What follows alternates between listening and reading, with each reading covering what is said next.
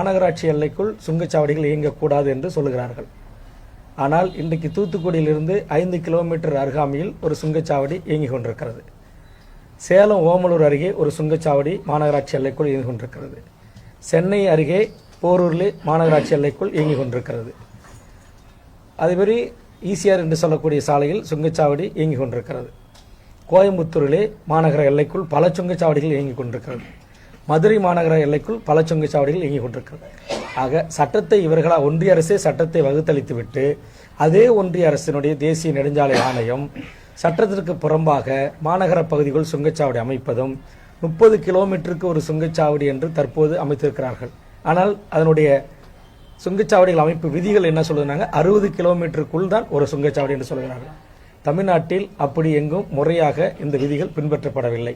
ஆதலால் தமிழ்நாட்டில் இந்தியாவில் இருக்கிற 100 சுங்கச்சாவடி இந்தியாவில் இருக்குன்னா அதில் 25% 100ல் 25%க்கு மேலான சுங்கச்சாவடிகள் இருக்கிற ஒரே மாநிலம் தமிழ்நாடு. இன்னும் சில மாதங்களில் தமிழ்நாட்டுடைய சுங்கச்சாவடியோட எண்ணிக்கை 60 சுங்கச்சாவடி.